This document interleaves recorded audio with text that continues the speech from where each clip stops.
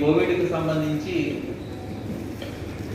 మనకు అంటే రాష్ట్ర వ్యాప్తంగా కానీ దేశవ్యాప్తంగా కానీ ఏం జరుగుతుందనేది ప్రత్యేకంగా చెప్పనవసరం లేదు. మరి తూర్పుగోదావరి జిల్లాకు సంబంధించి కొన్ని నిర్ణయాలు కూడా తీసుకోవడం జరిగింది. అదంతా కూడా మీ ద్వారా ప్రజలందరికీ కూడా తెలియజేయడం జరుగుతుంది. ఈరోజు మన మత పెద్దలు ఎవరైతే ఉన్నారో వారందరితో కూడా మనం సమావేశం పెట్టడం జరిగింది. ముస్లిం మత పెద్దలు, అదేవిధంగా హిందూ మత పెద్దలు, క్రిస్టియన్ మత పెద్దలందరూ కూడా, జైన్ మత పెద్దలు వీళ్ళందరూ కూడా రావడం జరిగింది. ముఖ్యంగా మనకు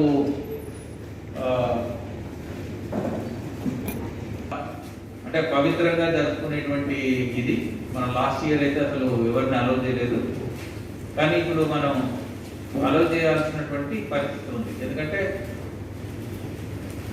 గుళ్ళలో కానీ, చర్చిల్లో కానీ, మాస్కుల్లో కానీ ప్రతి ఒక్కరికి ఒక సెంటిమెంట్ అనేది ఉంటుంది. అంటే నేను భగవంతుడి దగ్గరికి వెళ్ళి ప్రార్థిస్తే నాకు మంచి జరుగుతుంది అని ఒక భావన ఉంటుంది. బట్ అదొక్కటే సరిపోదు మనిషికి. రాబోయే ఒక నెల రోజుల పాటు చాలా కఠినంగా మనము ప్రయత్నిస్తే తప్పితే కంట్రోల్ కాదు. ఇవన్నీ కూడా అంటే ఫస్ట్ వేవ్లో తూర్పుగోదావరి జిల్లా వర్స్ట్ ఎఫెక్టెడ్ డిస్ట్రిక్ట్. అత్యధిక శాతం మనకు కేసులు వచ్చి మనకు ఆ ఎక్స్పీరియన్స్ ఉంది కాబట్టి హ్యాండ్లింగ్ పెద్ద ప్రాబ్లం కాదు.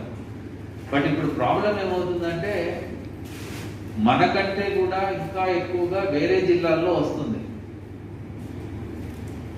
సో అక్కడికి ఆక్సిజన్కి సంబంధించి కానీ మిగతా అత్యవసరమైనటువంటి సేవలు ఏవైతే ఉన్నాయో న్యాచురల్ ఎక్కడైతే ఎక్కువగా ఇబ్బంది పడుతున్నారో అక్కడికే పంపిస్తారు. నేనైనా నా జిల్లాలో ఏ ప్రాంతంలో ఎక్కువగా ఇబ్బంది పడుతున్నారో అక్కడికే పంపిస్తాను. సో ఆ ప్రెషర్ కూడా మన పైన ఉంటుంది. పక్క జిల్లాల్లో కేసులు ఎక్కువ రావడం, మృతి ఎక్కువ ఉండడం వల్ల ముఖ్యంగా ఆక్సిజన్ లాంటిది ఏదైతే ఉందో అది కొరత అనేది కూడా వచ్చే ప్రమాదం. సో ఇవన్నీ దృష్టిలో పెట్టుకొని వాళ్లకు మనము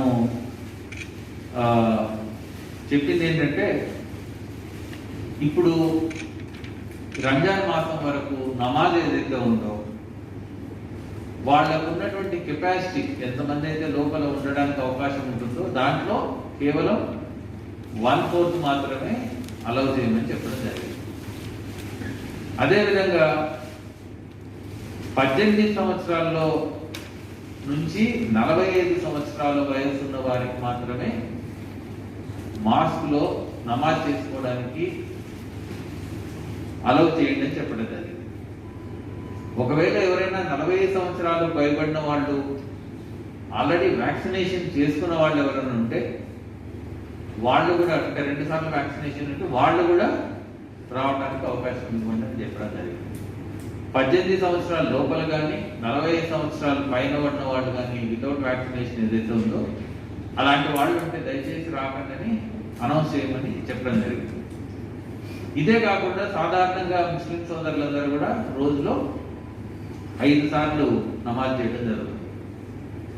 సాధారణంగా ఏంటంటే ఇంట్లో ముఖ్యంగా ఏజ్డ్ వాళ్ళు 60 ఇయర్స్ అంటే రిటైర్డ్ అయ్యి ఖాళీ ఉన్న వాళ్ళు కానీ ఎవరైతే ఉన్నారో దేవుడి పైన భక్తితో 5 సార్లు వచ్చిపోతుంటారు. నేను వాళ్ళకి చెప్పింది ఏంటంటే రోజులు ఒకసారి మాత్రమే అలో చేస్తాను. 4 సభ్యులు 5 సభ్యులు ఉన్నారనుకోండి, సాధారణ దినాల్లో ఏంటంటే 5 మంది వస్తారు. వాళ్ళు 3 సంవత్సరాల పిల్లల నుంచి 60 సంవత్సరాల వరకు మన ఇలాంటి వాళ్ళందరూ వస్తుంటారు. ఈసారి మనం పెట్టిన రిస్ట్రిక్షన్ ఏంటంటే మీరు ఒకసారి ఒకరే రండి. ఇంట్లో 4 బ్రదర్స్ ఉన్నారనుకోండి, 4 ఒకటేసారి వస్తే ఇదే ప్రాబ్లం. అలా కాకుండా ఉదయం నమాజ్కి ఒకరు, తర్వాత నమాజ్కి ఒకరు ఇట్లా వస్తే స్టాగర్డ్గా ఉంటుంది. కాబట్టి మనకు కోవిడ్ నామ్స్ ఏవైతే ఉన్నాయో అవి తప్పకుండా పాటించడానికి అవకాశం ఉంటుంది. సో దానికి వారందరూ కూడా ఒప్పుకోవడం జరిగింది. అదేవిధంగా రేపు వాళ్ళు మళ్ళీ వాళ్ళ మిగతా మత పెద్దలు, మాస్కులు అందరితో కూడా చెప్పేసేసి ఎల్లుండి నుంచి అంటే 28వ తారీఖు నుంచి మనం ఇది ఆచరణలోకి తీసుకురావడం జరుగుతుంది. అదేవిధంగా జిల్లా స్థాయిలో మొత్తం ఇవి అప్లికబుల్ ఇన్స్ట్రక్షన్స్ ఏవైతే ఉన్నాయో, ఇది కాకుండా మనకు ముఖ్యంగా హిందువులకు సంబంధించి మే మాసంలో అత్యధిక శాతం గ్రామ దేవతల జాతరలు జరుగుతాయని మా నోటీస్లో ఉంది. వీటన్నిటిని కూడా మనము అలౌ చేయబోవటం లేదు. కానీ ఏదైనా పెద్ద పెద్ద జాతరలు కానీ ఏవైతే ఉన్నాయో అక్కడ ఉన్నటువంటి సెంటిమెంట్స్ను మనం గౌరవిస్తూ కేవలం అక్కడ ఉన్నటువంటి పూజారుల వరకు, పబ్లిక్ను మాత్రం వీళ్ళు నెవర్ అలౌ. నాకు తెలిసి ఎల్లుండో ఇప్పుడు చక్ర స్నానం ఇలాంటివి కూడా చేయిస్తారని తెలిసింది స్వామివారికి. అలాంటివన్నీ కూడా గుళ్ళోనే చక్ర స్నానం చేయించండి. కోనేరుకు రావటము, వాళ్ళు మీతో పాటు వందల సంఖ్యలో ప్రజలు వచ్చేసి పాల్గొంటే మాత్రం ఇది కంట్రోల్ చేయలేటువంటి స్థాయికి వెళ్తుంది. కొంతమంది కరోనా బారిన పడిన వాళ్ళని మేము అంటే అక్కడికి వెళ్ళి వాళ్ళ పరిస్థితి చూస్తుంటే చాలా బాధాకరంగా ఉంది. వాళ్ళని అడిగినప్పుడు కూడా వాళ్ళు ఎవరిని క్లెయిమ్ చేస్తున్నారు? ప్రభుత్వాన్ని కాదు, వైద్యుల్ని కాదు, అడ్మినిస్ట్రేషన్ కాదు, ఎవరిని కాదు, వాళ్ళని బ్లేమ్ చేసుకుంటున్నారు. మేము నిజంగా ఆ రోజు అక్కడికి ట్రావెల్ చేశాను సార్, నేను మాస్క్ వేసుకోలేదు, నేను ఇప్పుడు బాధపడుతున్నాను. ఇది ఒకరిని బ్లేమ్ చేసి మనం సాధించేది ఏం లేదు. సో అందుకనే ప్రజలకు మరీ ఒకసారి విజ్ఞప్తి చేస్తున్నాం, ఎవరైనా ఇబ్బంది పడుతున్నారు కరోనా ద్వారా అంటే ఇది ఎవరో పక్క నుంచి వచ్చి బాంబు వేసినట్టు వేసి వెళ్ళటం. మనం ఇచ్చినటువంటి ఇది కాకుండా పెద్ద పెద్ద షామ్యానాలు కట్టేసేసి లేకపోతే పెద్ద స్టేజీలు వేసి అక్కడ రకరకాల కార్యక్రమాలు మొదలు పెట్టారంటే మాత్రం వాళ్ళందరిపైన కూడా చేస్తారు. ఒకవేళ గ్రామ దేవత సెంటిమెంట్ ఉంది, ప్రజలకు నమ్మకం ఉంది, ఎస్ పూజారి ఉంటాడు, గుళ్ళోనే పూజ చేస్తాడు, ఆ కార్యక్రమాలు ఏవైతే ఉన్నా చేస్తాడు. అదేవిధంగా దేవాలయాలన్నీ కూడా కేవలం ఉదయం 8 నుంచి 10 గంటల వరకు మాత్రమే అలౌ చేయడం జరుగుతుంది. పూజారులు ఎవరైతే ఉన్నారో వాళ్ళు నార్మల్గా ఏంటంటే స్వామివారికి మనము ఎర్లీ మార్నింగ్ కొన్ని కార్యక్రమాలు ఉంటాయి, దట్ ఎవ్రీథింగ్ విల్ అలౌ. ఒకవేళ మధ్యాహ్నం నైవేద్యం కానీ రాత్రి నైవేద్యం కానీ ఏదైతే ఉందో ట్రెడిషనల్గా వచ్చేవి, don't want to disturb anything. కానీ ఇవన్నీ కూడా కేవలం పూజారి సమక్షంలో మాత్రమే జరగాల్సిన అవసరం ఉంది. 8 నుంచి 10 వరకు మాత్రం మన భక్తులు కూడా రావడానికి అవకాశం ఇస్తారు. 10 o'clock షార్ప్ విల్ క్లోజ్. ఇది కాకుండా కొన్ని చిన్న చిన్న దేవస్థానాల్లో వాళ్ళు మా దృష్టికి తీసుకొని వచ్చింది ఏంటంటే తక్కువ స్టాఫ్ ఉంటారు, ఇబ్బంది అవుతుంది, మేము మెయింటైన్ చేయలేమన్న చోట వాళ్ళు కూడా పూజారి వెళ్ళి 8 to 10 వరకు మాత్రమే లాక్ చేసేస్తారు టెంపుల్. ఆ గ్రిల్ డోర్లో నుంచే దేవుణ్ణి దర్శనం చేసుకొని వెళ్లాల్సిందిగా కోరుతున్నాం. ప్రజలందరికీ మళ్ళీ విజ్ఞప్తి చేస్తున్నాము, ఇది చాలా అలార్మింగ్ సిచ్యువేషన్లో ఉన్నాం మనం. ఇప్పటి వరకు మ్యాక్సిమం ఎఫిషియన్సీతో మనం వీఆర్ ఆపరేటింగ్. ఆక్సిజన్ కన్సంప్షన్కి సంబంధించి కానీ, మెడికల్ ట్రీట్మెంట్కి కానీ, ఇవన్నీ కూడా ఈరోజే నిన్న మనం CCCలో ఒకటి ఓపెన్ చేసాము. అదేవిధంగా ఈరోజు బోడసపూర్లో కూడా ఓపెన్ చేసాం. 5,000 కెపాసిటీతో ఉన్నాయి మనకు. Capacity is not the problem, but ఇప్పుడు వస్తున్నటువంటి సీరియస్నెస్ ఆఫ్ కేసెస్, వాళ్ళకు ఆక్సిజన్ రిక్వైర్మెంట్స్ ఇవన్నీ చూస్తుంటే మాత్రం చాలా ఇబ్బంది పడేటువంటి పరిస్థితులు ఉంటాయి. సెల్ఫ్ డిసిప్లిన్ లేకపోతే మాత్రం వాళ్ళే ఇబ్బంది పడతారు. సో అందుకని ఇటువంటి నిర్ణయాలు తీసుకోవడం జరిగింది. ఇక చర్చిలకు సంబంధించి అన్ని చర్చిలు కూడా కేవలం మాస్టర్స్ కానీ లేదా ఫాదర్స్ ఎవరైతే ఉన్నారో వాళ్ళే ఆపరేట్ చేస్తారు. General public will not allow. Major churches అన్ని కూడా అది ఆల్రెడీ పాటిస్తున్నారు వాళ్ళు. గ్రామాల్లో ఉన్నటువంటి చిన్న చిన్న చర్చీలు అక్కడక్కడ ప్రజలను మిస్గైడ్ చేసి మీరు రండి మా దగ్గరికి, ఇది చేస్తే కరోనా బయటికి వెళ్ళిపోతుంది, ఇలాంటి మిస్గైడ్ చేసినటువంటి సమాచారం మా దగ్గరకు వచ్చిందంటే మాత్రం విల్ పుట్ అది ఫస్ట్ క్యాన్సిల్ చేస్తాం. I think DPO is the authority who will give the permissions. ఆ చర్చిని ఇమ్మీడియట్ గా క్యాన్సిల్ చేసి తాళాలు వేసేసుకొని ఆ పాస్టర్ పైన క్రిమినల్ కేసు బుక్ చేయడం జరుగుతుంది. నిర్వహించుకునే దానికి మనం పర్మిషన్ ఇచ్చాం. దీంట్లో కొన్ని ఎగ్జామ్షన్స్ ఇచ్చాం. ప్రింట్ అండ్ ఎలక్ట్రానిక్ మీడియా, ఎందుకంటే న్యూస్ ఐటమ్స్ ప్రింటింగ్ కానీ అది you can't stop that shop.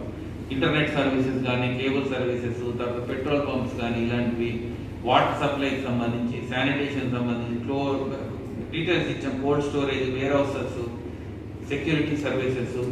హోటల్స్లో కూడా 6 o'clock లోపల మాత్రమే restaurants can operate. After 6 o'clock వాళ్ళు హోమ్ డెలివరీ చేసుకోవచ్చు, పార్సల్ సర్వీస్ కూడా చేసుకోవచ్చు. ఎందుకంటే మేము గమనించింది చాలా ఈ ఐస్ క్రీమ్ పార్లర్ అని, లేకపోతే ఫాస్ట్ ఫుడ్ సెంటర్స్లో యంగ్స్టర్స్ అంతా అక్కడ వెళ్ళి కూర్చుంటున్నారు. సరే మాస్క్ అయితే పెట్టుకుంటున్నారు, కానీ తినేటప్పుడు అయితే మాస్క్ తీయాలి కదా. ఫ్రెండ్స్గా వెళ్ళినప్పుడు నలుగురు కూర్చున్నప్పుడు సోషల్ డిస్టెన్సింగ్ ఈజ్ ఇంపార్టెంట్. చాలు. మనకు సాధారణంగా ఏంటంటే ఒక 15 నిమిషాలు కరోనా పేషెంట్ దగ్గర కూర్చొని ఎట్లా మాట్లాడితే సరిపోతుంది. మనం డెఫినెట్గా కరోనా వస్తుంది మనకు. సో అవన్నీ దృష్టిలో పెట్టుకొని చేసాము. ఇంకా సరే medical services, other essential services ఏవైతే ఉన్నాయో అవన్నీ కూడా ఎలాగో ఆపరేట్ చేస్తాం. షాప్స్లో వరకు మాత్రం మళ్ళీ సేమ్ మాస్క్ ధరించడము, సోషల్ డిస్టెన్సింగ్, ఇవన్నీ కూడా. ముఖ్యంగా ఈ బంగారు దుకాణాలు, అదేవిధంగా పెద్ద పెద్ద షాపింగ్ మాల్స్ వాళ్ళ క్లియర్గా చెప్తున్నాము. ఎందుకంటే ఈవినింగ్ వెళ్ళేసేసి అక్కడ వాళ్ళు అంటే నార్మల్గా ఏంటంటే ఆర్నమెంట్ వేసుకున్న తర్వాత మనం ఎలా కనపడుతున్నామో చూసుకోవాలనే ఉంటుంది. అప్పుడు మాస్క్ తీసుకుంటే చూస్తారు, మాస్క్ వేసుకొని మనం పోం కదా అని. And closed rooms, AC rooms. Last time కూడా మేము గమనించాము, ఇక్కడ స్వర్ణకారులు ఎవరైతే ఉన్నారో అక్కడ మనం దాదాపు మోర్ దాన్ ఏ మంత్ క్లోజ్ చేయాల్సి వచ్చింది. అక్కడ పనిచేసే వాళ్ళ స్టాఫ్ కాస్ట్ ఇవన్నీ కూడా. సో అటువంటి విషయాలు మీరు ఏదో షాప్కి వెళ్ళి ఒక బ్రెడ్ ప్యాకెట్ తీసుకుంటారు, ఫుడ్ ప్యాకెట్ తీసుకుంటారు, మెడిసిన్స్ తీసుకుంటారు, hardly you will spend 2 or 3 minutes మాస్కే వేసుకుంటారు. బట్టల షాపులు, బంగారం షాపులు, ఇలాంటి మాత్రం ప్రజలకు మరీ హెచ్చరిస్తున్నాం. మీరు కోవిడ్ ఐసీయూ వార్డులో వెళ్ళినట్టే భావించాలి. అంత ఈక్వల్లీ డేంజరస్. చాలా కేర్ఫుల్గా ఉండాల్సిందిగా కోరుతాను. తర్వాత మనకు ఈ అడ్మిషన్కు సంబంధించి కూడా న్యూ గైడ్లైన్స్ ఇవ్వటం జరిగింది. 2 రకాలైనటువంటి ఇబ్బందులు ఉన్నాయి అడ్మినిస్ట్రేషన్కు. ప్రతి ఒక్కరు ఏంటంటే కరోనా పాజిటివ్ అని తెలిసిన వెంటనే వాళ్ళు భయాందోళనలకు గురైపోయి అప్పటి వరకు మాస్క్ వేసుకోండి, సోషల్ డిస్టెన్సింగ్, హ్యాండ్ వాష్ అన్నప్పుడు నాకు రాదు, నా బాడీ రెసిస్టెన్స్ బాగుంటుంది, లేకపోతే మన ఇండియన్స్లో మొదటి నుంచి కూడా బాడీ రెసిస్టెన్స్ ఎక్కువ, ఇట్లా రకరకాల సోషల్ మీడియా నాలెడ్జ్తో ఎవరైతే నెగ్లిజెంట్ ఉంటారో ఒకసారి సెల్ ఫోన్లో మెసేజ్ చూసుకోగానే 2 రిక్వెస్ట్లు, రెమెడీస్వర్, వెంటిలేటర్. వాళ్ళు వెంటనే ఫోన్ కాల్ చేయడము, మాకు రెమెడీస్వర్ ఇవ్వటం లేదు, మాకు వెంటిలేటర్. అందరూ దయచేసి గుర్తుపెట్టుకోవాల్సింది, అందరికి ఇవ్వబడదు. అందుకనే ఒకటి అడ్మిషన్ గైడ్లైన్స్ కూడా ఇప్పుడు అందరికీ మేము హాస్పిటల్స్ ఇవ్వటం జరుగుతుంది. ఒకవేళ ఎవరైనా ఆర్టీపీసీఆర్లో కోవిడ్ పాజిటివ్ అని వచ్చిన పేషెంట్ ఎవరైతే ఉన్నారో వాళ్లకు ఎటువంటి స్థాయిలో అడ్మిషన్ తీసుకోవాలి, ఎవరికి ఆక్సిజన్ పెట్టి ఇవ్వాలి, ఎవరిని వెంటిలేటర్ పైన పెట్టాలి, ఇవన్నీ కూడా మనం నిర్ణయించడం